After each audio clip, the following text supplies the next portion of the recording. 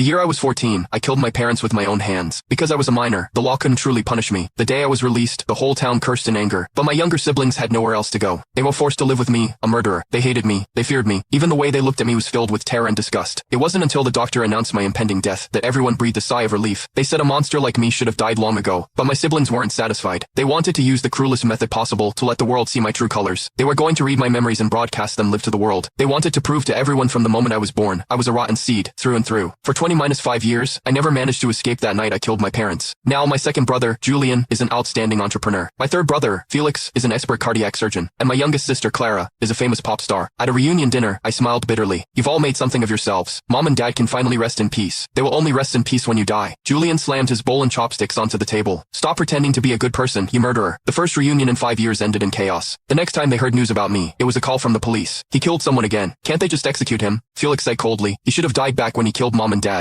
The trial went smoothly. The sentence was death. But during the prison physical, the doctor discovered I had late-stage cancer. I had 3 months left. On my deathbed, I heard familiar voices. As expected, a murderer just can't stop killing, Julian said with disgust. The whole hospital is gossiping that I have a paracadal brother. I'm too ashamed to show my face, Felix complained. My schedule is ruined, and my chances for the Golden Melody Award are gone, Clara pouted. After a moment of silence, Julian suddenly spoke up. I heard the Academy of Sciences has a memory reader. It can extract his memories. If we make them public, everyone will know he was born a devil. And we are just his victims. They hit it off immediately and contacted the authorities to bring the equipment. Mr. Lin, although this device can read deep memories, the side effects are irreversible. The human body will suffer severe damage, and accidental death is a possibility. We need you to sign this waiver. Felix immediately grabbed the agreement and signed it. I'm a doctor. I'll take responsibility if he dies. Clara contacted the live stream platform. She wanted the whole world to see clearly just how much I deserve to die. Soon, the broadcast began. My siblings put on the special glasses to view the memories. The blurred images slowly sharpened into clarity. Scene 1. It was less than a year after our parents died. The noodle shop they left behind was barely surviving. I was not yet 15, trying to lead 3 younger siblings. How could we not be bullied? Business was terrible due to the heavy winter snow. After paying the protection fee to the local gangs, I didn't even know where next month's food money would come from. Hey, Felix has a high fever. It's 104 degrees. Julian suddenly ran out from the back room. He was always afraid. Even when speaking to me, he hid behind the door frame. I looked at the $15.70 left in my hand and gritted my teeth. Julian, you take care of the little ones. I'm going out. Before he could respond, I pushed open the door and walked into the darkness. Comments from siblings. Look at that. Even when Felix is burning up with a fever, he just ignored it and went out to play. It's a miracle we survived this long. The scene shifted. I arrived at the only pharmacy in town. Auntie, can I give you $15 for this fever reducer first? I'll bring the rest in 2 days when I earn some money. Go away. Get out. You evil curse who killed your own parents. Seeing it was me, the owner's wife chased me out with a broom. Everyone in town knew I had killed my parents. No matter where I went, people pointed fingers. No one dared to talk to me. I had no choice. While the woman went into the back room, I sneaked in, stuffed the fever medicine into my jacket.